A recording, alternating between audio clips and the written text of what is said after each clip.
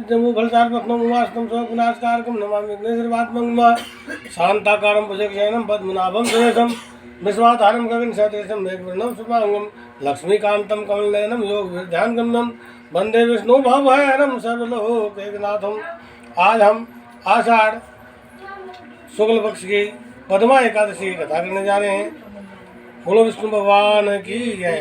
धर्मराज युधिष्ठिर बोले कि हे केशव, आषाढ़ शुक्ला एकादशी का क्या नाम है और उसमें कौन से देवता का पूजन किया जाता है तथा इसकी विधि क्या है, सो विस्तार पूर्वक हमें बताइए। तो श्री कृष्ण भगवान कहने लगे कि हे युधिष्ठिर, एक समय नारद जी ने ब्रह्मा जी से यही प्रश्न किया था। तब ब्रह्मा जी ने उत्तर दिया कि हे नारद, एक एकादशी पद्मा नाम से विख्यात है। इस एकादशी का व्रत करने से समस्त पाप नष्ट हो जाते हैं। जो व्यक्ति इस एकादशी के व्रत को नहीं करते हैं वे नरक के गामी होते हैं। इस व्रत के करने से भगवान विष्णु प्रसन्न होते हैं। अब मैं तुमसे इसकी पौराणिक कथा सुनाता हूँ, ध्यानपूर्वक सुनो। कथा इस प्रकार है। सतयुग में सूर्यवंश में मानधाता नाम का एक चक्रवर्ती राजा था। वह सत्यवादी और महान प्रतापी था। वह अपनी प्रजा का पुत्रवत पालन किया करता था। उसके राज्य में कभी अकाल नहीं पड़ता था। एक समय उस राजा के राज्य में 3 वर्ष तक वर्षा नहीं होने के कारण अकाल पड़ गया। प्रजा अन्न की कमी के कारण अत्यंत दुखी हो गई। एक दिन प्रजा राजा के पास जाकर प्रार्थना करने लगी कि हे राजन, समस्त विश्व की सृष्टि का कारण वर्षा है। वर्षा के अभाव में राज्य में अकाल पड़ गया और अकाल से प्रजा दुखी है तथा मर रहे हैं। इसलिए हे राजन, कोई ऐसा उपाय करिए जिससे प्रजा का कष्ट दूर हो। राजा मानधाता कहने लगा, वर्षा न होने से आप लोग अत्यंत दुखी हो रहे हो, अतः मैं आप लोगों के कष्ट को दूर करने का प्रयत्न करता हूँ। ऐसा कहकर राजा कुछ सेना लेकर वन की तरफ चल दिया। वह अनेक ऋषियों के आश्रम में भ्रमण करता हुआ अंत में ब्रह्मा जी के पुत्र अंगिरा ऋषि के आश्रम में पहुंचा। वहां राजा ने घोड़े से उतर करके अंगिरा ऋषि को प्रणाम किया। मुनि ने राजा को आशीर्वाद दिया और कुशल क्षेम पूछकर उसे आश्रम में आने का कारण पूछा।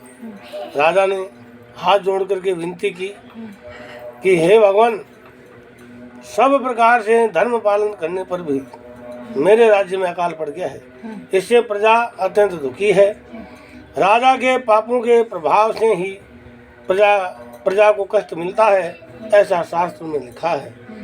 जब मैं धर्म के अनुसार राज्य कार्य करता हूँ तो मेरे राज्य में अकाल क्यों पड़ा? अतः मुझे इस अकाल का कारण बताएं, साथ ही प्रजा के कष्ट को दूर करने का उपाय बतलाएंगे। इतनी बात सुन करके अंगिरा ऋषि कहने लगे कि हे राजन, यह सतयुग सब युगों में उत्तम है।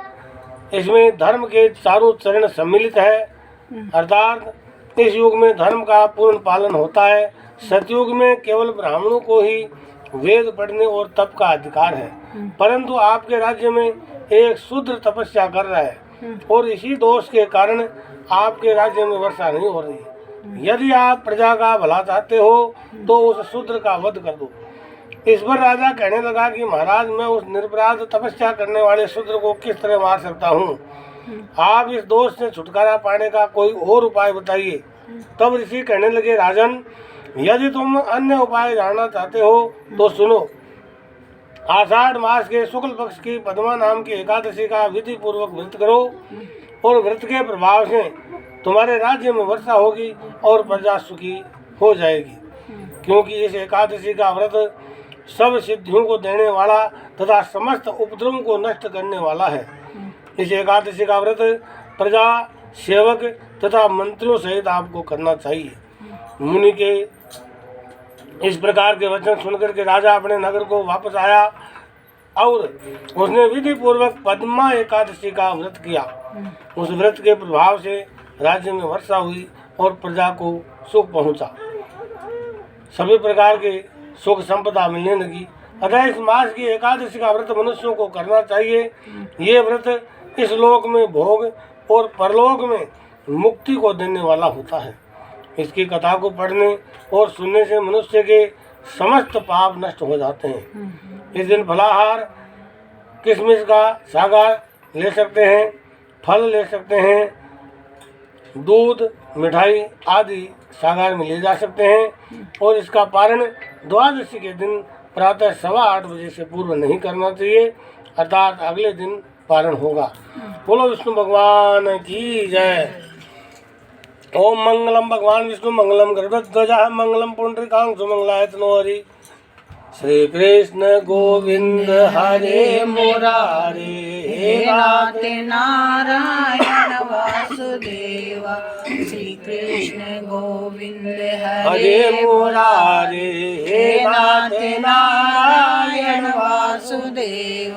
हे नाथ नारायण वासुदेवा, हे नाथ नारायण वासुदेवा, हे नाथ नारायण वासुदेवा, हे नाथ नारायण वासुदेवा। श्री कृष्ण गोविंद हरे मुरारी, हे नाथ नारायण वासुदेवा। श्री कृष्ण गोविंद हरे मुरारी, हे नाथ नारायण वासुदेवा।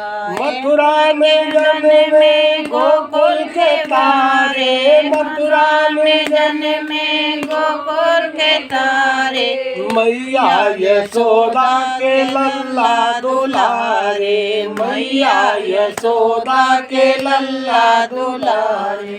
श्री कृष्ण गोविंद हरे मुरारी, हे नाथ नारायण वासुदेवा।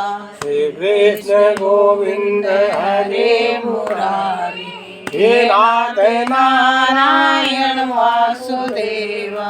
नंद बाबा के आँखों के तारे, नंद बाबा के आँखों के तारे।